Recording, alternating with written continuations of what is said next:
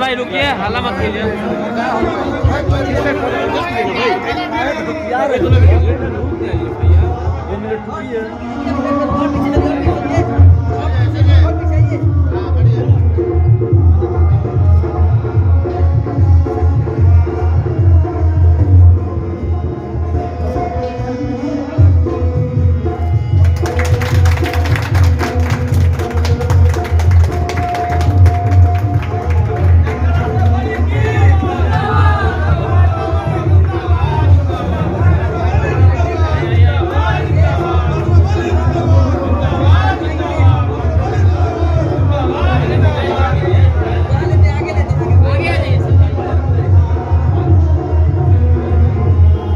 कार्यालय को ओपनिंग किया गया, क्या कहेंगे? तरवारा में भी कार्यालय का ओपनिंग का बहुत ज़रूरत था, क्योंकि हमारे जितने समर्थक और जो कार्य को संपादित करने वाले लोग हैं, हमारे भाई हैं, मेरे बंधु हैं, बुजुर्ग हैं, हमारे हमनवा हमदर्द हैं, उन लोगों का ये कहना था कि तरवारा में भी एक ऑफिस बने जहाँ से कि हम लोग आसानी पूर्वक पूरे विधानसभा में भ्रमण करें और अपने कार्यों को अच्छे तरह से जनता तक पहुँचाएँ और जनता से सहयोग लें। किस तरह का जनसंपर्क चल रहा है अभी?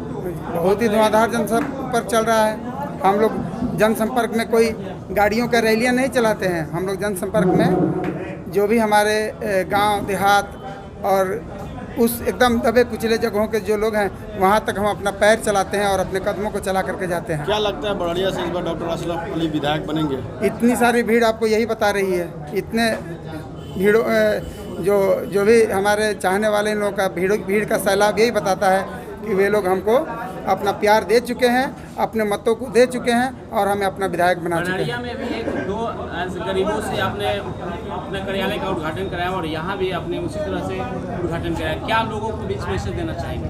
हमेशा हम गरीबों के बीच में ही रहते हैं। मेरे हॉस्पिटल का नाम भी गरीब हॉस्पिटल है। हम हमेशा गरीबों का सेवा किए हैं, गरीबों को अपने साथ लेकर के चले हैं और आज भी गरीबों की मत से, गरीबों के वोट से हम एक गरीब का विधायक बनने जा रहे हैं। तो हम हमेशा गरीबों के साथ रहना चाहते हैं, साथ रहते हैं। यही संदेश है मेरा कि हर एक आदमी इस बात को समझे कि डॉक्टर अशरफ कोई हवाई आदमी नहीं है, हेलीकॉप्टर पर चलने और चढ़ने वाले नहीं हैं। ये टेम्पू से चलते हैं, ये गरीबों के साथ रहते हैं, हमेशा गरीबों का हाथ और पैर देखकर पकड़कर गरीबों का भलाई करते हैं। एक तरफ बड़े बड़े नेताओं की जनसभा हो रही है जिसमें आम लोगों की भीड़ हो रही है और आप अकेले ही पैदल चलकर लोगों से मिलकर भीड़ इकट्ठा कर रहे हैं, किस तरह का प्रभाव पड़ेगा? बड़े बड़े नेताओं में कुछ नहीं रखा है। बड़े बड़े नेता बड़े बड़े जहाज़ों से, बड़ी बड़ी गाड़ियों से चलते हैं। हम छोटे इंसान हैं, छोटे आदमी हैं, गरीबों का सेवा करते हैं, उनके साथ रहते हैं। तो गरीब तो मेरे साथ लगेंगे ही। हमारे अंदर सच्चाई है, इंसानियत है। गरीब ही नहीं, अमीर गरीब हर एक इंसान मेरे साथ है, चूँकि वो जानता है कि मेरे पास इतनी ईमानदारी है, वो मोहब्बत है, जिस मोहब्बत और ईमानदारी को लेकर के मेरे साथ आ गए। कार्यालय के उद्घाटन में आप ऑटो से आए हैं, उसको क्या करेंगे? जी, वही कार्यालय के उद्घाटन में ऑटो से आए हैं। हम हमेशा ऑटो पे ही चलते हैं, चलेंगे। क्या अपील करेंगे जनता से? यही जनता से हमारी अपील है कि जो मोहब्बत आज जनता दे रही है, इस मोहब्बत को और बढ़ाए, आगे बढ़ते जाए और सभी मोहब्बतों को 3 तारीख को आला छाप के बटन को दबा करके और ये साबित कर दे कि बड़रिया का जनता का चहेता अगर कोई नेता है तो वो डॉक्टर अशरफ अली है। क्या कहेंगे? डॉक्टर अशरफ अली के कार्यालय का उद्घाटन आपके द्वारा किया गया, क्या कहेंगे? यही कहेंगे आगे बढ़े, जीते, सब जनता का ठीक है। यानी अशरफ अली को आप विधायक देखना चाहते हैं? जी हाँ। कैसा लगा आपको आज? हमको अच्छा लगा और जीत के रहेंगे। कैसा महसूस हो रहा है आज? बहुत अच्छा महसूस है, जनता इनके पीछे है। क्या संदेश देना चाहेंगे लोगों को आप? जी, लोगों से क्या कहें, जनता से क्या कहें और लोगों से कहें कि भाई अशरफ अली जी को वोट दीजिए और उनको आगे बढ़ाइए, जिताइए। नाम बता दिए। हमारा नाम सुदामा साहब तरवारा है। मंच की अध्यक्षता करते हमारे गार्जियन फतेह साहब और मंच पे सभी मेरे बुजुर्ग बड़े भाई गार्जियन जो उपस्थित हैं, वो लोग सभी मीडिया कर्मी, मीडिया के भी एक सीनियर लोग यहाँ आए हुए हैं, वो सभी और मेरे साथी सहयोगी और इस पूरे बड़रिया विधानसभा के सम्मानित जनता सबको मेरा आदरपूर्वक प्रणाम, सलाम, आदाब। मुझे बहुत हर्ष है, बहुत खुशी हो रही है। आप इतने तैयार, इतने कीमती वक्त देकर और हमारे हिम्मत को बढ़ाने के लिए, मेरे हिम्मत अफजाई के लिए आप यहाँ बैठे हुए हैं और पूरे बड़रिया विधानसभा में ये संदेश आप दे रहे हैं कि डॉक्टर अशरफ अली के साथ आला छाप पर बहुत से लोग हैं और आला के बहुत से दीवाने हैं। अभी जितने वक्ता लोग बोले हैं वो उन बातों को मैं दोहराना नहीं चाहता हूँ। सारी बातें जो भी हुई है वो आपके बीच की बात है, वो सब आप जान रहे हैं और आपने सुना भी। मुझे ये कहना है कि मैं आज चुनाव लड़ रहा हूँ। चुनाव लड़ने का उद्देश्य क्या है? सबसे पहला उद्देश्य ये है कि मैंने इतने दिनों के जीवन में दो चीज़ देखा। एक तरफ पॉलिटिक्स, दूसरी तरफ आम जनता। आम जनता के बीच में जब कोई मरीज मेरे पास आता है तो हमारा उसका संबंध होता है इलाज करना और पैसा लेना। इलाज कर देता हूँ, लेकिन जिस समय मैं पैसा लेता हूँ उस समय मुझे अजीबोगरीब स्थिति नजर आती है। एक से एक गरीब लोग, एक से एक मजबूर लोग मेरे पास आते हैं। हिसाब कुछ होता है और देनी कुछ होती है। उसे ये पता चलता है कि आज के भी दिन गाँव में बसने वाले लोग गुर्बत में, गरीबी की रेखा से बहुत नीचे हैं और इसका किसी को परवाह नहीं, इस बात की किसी को परवाह नहीं। एक नेता महोदय अपने साथ 30 गाड़ियां लेकर के वो रोड शो कर रहे हैं, लेकिन वो नेता महोदय एक गाड़ी लेकर के कोरोना काल में कभी क्षेत्र में नजर नहीं आए। इस बिहार के बाढ़ जैसी आपदा में कोई नेता महोदय जल्दी उन बाढ़ पीड़ितों के पास किसी सहयोग के लिए नहीं पहुंचे। आम जनता के द्वारा वहाँ के बाढ़ पीड़ित लोगों को सहयोग दिया गया। ये सब क्या है?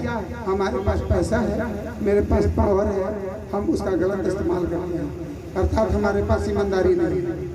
हमने यही चीज गरीबों, गांव में जाने के बाद गरीबों की तादाद बहुत ज़्यादा है, मजबूरों की तादाद बहुत ज़्यादा है, और पॉलिटिकल क्षेत्र में जाने के बाद अमीरी ही अमीरी है, धन ही धन है, और उससे ज़्यादा कहीं उसके अंदर बेईमानी और झूठ बोलने की आदत है। पॉलिटिक्स में बेईमानियाँ हैं, झूठ बोलने की आदतें हैं। हमने अपने जीवन में इन दोनों चीज़ों को बहुत करीबी से देखा। मैं आज 14 साल से प्रैक्टिस करता हूँ, दोनों को देखा। एक तरफ जनता की हालात, गरीबी, और दूसरे तरफ एक पॉलिटिशियन की हालात, उसका ऐशो, उसके साथ पैसों की बर्बादी, ये सारी चीज़ों को मैंने देखा। तो दोनों को सुधारने की कोशिश किया अपने हाथों से। एक तो ये सोचा कि शायद मैं सरकारी तंत्र में आकर, राजनीति में आकर गरीबों की हालात को सुधारूंगा, उसकी मजबूरियों को खत्म करूंगा, उसे जो ज़रूरतें हैं उसकी ज़रूरतों को उसके पास तक आसानी पूर्वक पहुंचाऊंगा। अगर वो कहीं जाता है किसी सरकारी तंत्र में कोई काम करवाने के लिए, तो उसे जो भी परेशानियां होती हैं सरकारी कर्मचारियों के द्वारा, उन परेशानियों को दूर करूँगा। ये सारी सोच मेरे मन में थी। दूसरी तरफ पॉलिटिक्स, आज जिससे भी बात की, अभी कितने लोग हमको बोले कि डॉक्टर साहब आप इतना अच्छा पेशे से हैं, आपको पैसा भी है, इज्जत भी है और सेवा भी कर रहे हैं, फिर आपको राजनीति में आने की जरूरत है। तो इस तरह से हमको कंप्लेंट मिला, मैंने सुना। और ऐसे आम आदमी बोलता है कि जितने राजनीतिज्ञ हैं वो सभी भ्रष्ट हो चुके हैं, सभी राजनीतिज्ञ भ्रष्ट हो चुके हैं, उसके अंदर कोई ईमानदारी नहीं है। और ये भी कहते हैं कि राजनीति बगैर बेईमानी की चल ही नहीं सकती है। जो भी राजनीति में जाएगा वो एक बेईमान और भ्रष्ट व्यक्ति हो जाएगा।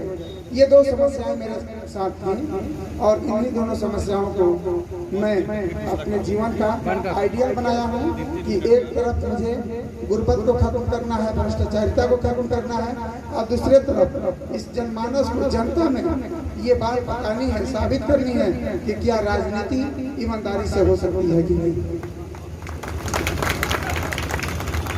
अगर आपने मुझे विधायक बनाया, मेरे भाग्य में ये समय आया, वो दिन आया कि मैं एक विधायक हूँ, राजनीतिज्ञ बनूं, तो उस दिन मैं आपके सामने खुले आवाज़ों में एकदम साफ साफ ये बता दूंगा कि राजनीति में कहाँ ईमानदारी नहीं रखी जा सकती है और कहाँ ईमानदारी हो सकती है। जहाँ नहीं हो सकती है उसको मैं बताऊंगा यहाँ पर ये समस्याएं हैं, लेकिन मैं वहाँ भी कोशिश करूँगा कि ईमानदारी से राजनीति को साबित किया जाए कि राजनीति भी ईमानदारी से हो सकती है।